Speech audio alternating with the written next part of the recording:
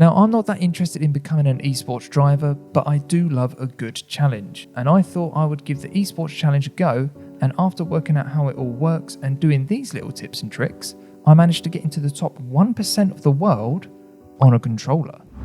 Hello everyone, sorry that this video comes out with only a few days to go on the current esports event, but I wasn't expecting to do as well as I did, and I thought I would get this video out quick to help you guys increase your score for not only this one, but future esports events too.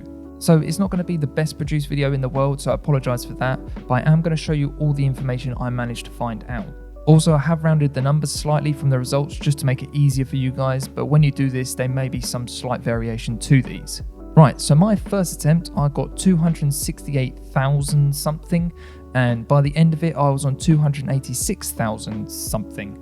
So I gained around 18,000 points by not actually doing too much different. Now, I think a lot of people think that the difficulty level is where you get the most points. However, this isn't quite true, as you only get 2,500 points on the difficulty bonus for every 10 on the difficulty slider. Or if you prefer, you get 250 points for every 1 increment increase on the difficulty.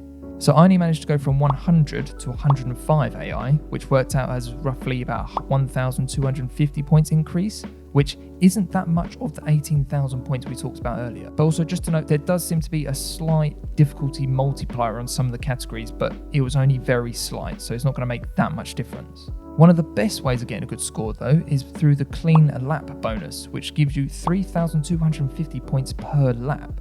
And if you keep all 7 laps clean, you get a total of 22,750 points, which is quite a lot. So make sure you don't hit any track limits or hit any other cars, and basically keep it nice and clean and in between the white lines for the whole event. Because if you lose a clean lap bonus for just one of the laps, this is equivalent by dropping the AI level by 13 levels. So to put this another way, you could be racing against a maximum 110 AI, but if you lost all the clean lap bonuses, you could end up with the same score as someone that raced against 19 AI. So that's quite an extreme example, but it could still happen. So make sure you keep it clean, and as a result, I gained 6,500 points by doing this. The 3 main assists also seem to reduce the assist bonus by quite a lot, so full traction control, anti-lock brakes and automatic gears all reduce the bonus by 10,000 points each, meaning if you had all 3 on, you'll be losing a whopping 30,000 points. Traction control on medium is only a loss of 5,000 points, which kind of seems fair, but there are some assists that don't affect any of the assist bonuses, and in fact they basically do nothing to your score. These were the DRS assists and, surprisingly, the dynamic racing line. So yeah, you can actually have the dynamic racing line on and it won't affect your assist bonus at all. Obviously, if you are looking to be an esports driver, you probably wouldn't have any of these assists on anyway, but if you're just looking to get a good score, you can get a lot more points by turning the assists off, and you could even race against a slightly lower AI and you would get a better score. So for me, by turning the anti-lock brakes off, I gained another 10,000 points. So they are the main ways of getting the most points, but there are a few other things to note before we look at the gameplay. Using a flashback reduces your score by 1,000 points for each time you use one, so basically make sure you don't use them. For the best lap time score, you get 1 point for every 1,000th of a second quicker than the lap time of 1:35.115 you are, or in other words, you get 1,000 points for every second quicker you are than that time. I didn't get time to properly check this one, but I think the total time score is similar to how the best lap time score works, as I just mentioned, meaning that the person who's currently number 1 in the world and around 11 seconds faster than me probably has got 11,000 more points on his total time score than me, which is absolutely insane. Alright, so the first thing you want to do, you want to make sure that you've got quite a good setup that you like with the car. So I've got my one linked in the description below if you want to use that one. If not, you can just take one from Time Trial or whatever works for you. So yeah, make sure you have a good setup. That will help you go a lot quicker. Alright, so it does chuck you in quite quickly. So I immediately use some ERS just to make sure that we've got a bit of a boost off the line. Gear 6 for that one. And then I'm supposed to drop it down to gear 4, but actually I run a little bit wide. Luckily, we don't get track limits.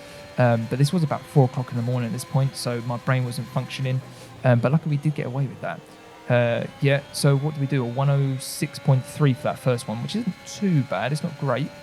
Use a lot of ERS on this first lap just to try and catch up to the back of Ricciardo and Leclerc. And I think we managed to get into the DRS zone early on. Yeah, we have. So this time we're going to get DRS down here. Again, using a lot of ERS just to get as close as we can to Leclerc. I always try and use a lot early on so that we can get like things like DRS like we have. And yeah, it just makes things a little bit easier, and then you can just manage the ERS throughout the rest of the event. As you can see, we're already onto the back of Leclerc. We've got much better tyres than him, so this should be relatively easy. Don't want to touch him, don't want to get track limits or anything, so we're just going to back off a little bit, and we've got a much better exit, and we should go up the inside. Yeah, we do here. Again, using ERS to about 2% normally, 4 or 2%, that's 4% that time. Gear 6, chuck it in. Again, gone wide, somehow got away with that as well. And even there, very close. But yeah, that's gear 4 that time. And then, yeah, we're going to use as much ERS as possible when we do a 106.2. Again, about 75 meters, chuck it into turn 1. And now we're going to hunt down Ricciardo. We don't want to use too much ERS here now. We've got to start managing it. But we're in the slipstream, so we should get pulled along. So around 4% on this main straight, we actually back off. Going to go up the inside of Ricciardo here and just rotate the car. And then we're going to use ERS again. We're going to go to about 2%. So every time on this straight now, we'll go to about 2%. And then that should be all right. So there you go, off at 2%. And then just underneath the yellow bridge, we're going to brake. And now we're chasing down Perez already, which is all we need to beat to make sure we can do this event. Although that Red Bull is very fast.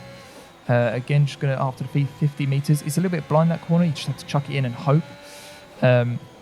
Use a little bit of ERS going into that corner, not into this one, but then off the exit this one we do. You actually heard there was a little bit of brake lock-in, so I'm still not like great at it. Again, 2% we're off the ERS. Gear 6, we're going to chuck it in, and then down to gear 4, again brake lock-in, and then ERS up to the line, and I think that's not a bad lap time at all. That's a 105.7, so that's actually a pretty good one. And we're already in the DRS of Perez, so this has gone very well so far. Again, using the ERS to about 4%, and then we back off. Actually, we've gone a little bit over. But we don't want to use too much more than that. Otherwise, you run out of ERS on this straight. As you can see, it's going to be very close, down to 1%. Luckily, we get on the brakes. Actually gone purple, and we're right behind Perez again. And yeah, we're going to use loads of ERS. And that's pretty much it. Again, to 2%, and then we're just managing ERS. And that's pretty much us done. Although, I do realise that I'm on a good one, so I do kind of like play it very cautiously once I'm ahead now. So I don't go as quick as I could have done. But as I say, it's about 4 o'clock in the morning, so I just wanted it over. Alright, so I don't think there's too much else for me to explain, so I'm just going to let the rest of the gameplay run. And if you enjoyed this video, a thumbs up is always appreciated. And if you really love it, then hit that subscribe button as well. And welcome to the channel. And also, if you like this video, then I'm sure you would like the video from last time out, which was when we broke down absolutely all the upgrades and facilities to find out which was the best one that offers the most performance to your car in my team and your driver's career. So definitely go and check that one out, which will be linked at the end of the video. And yeah, I'll catch you guys in the next one.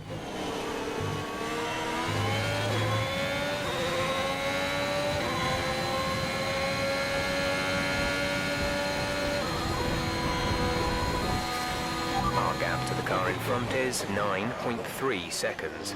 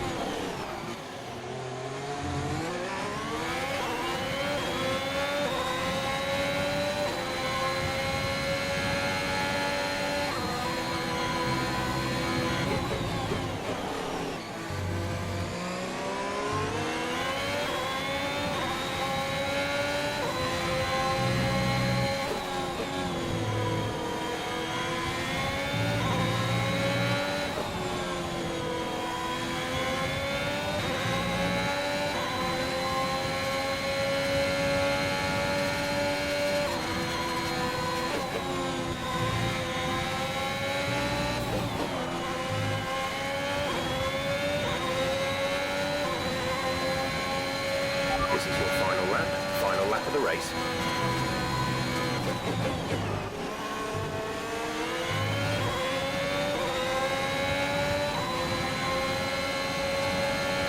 There's 3 laps of fuel remaining.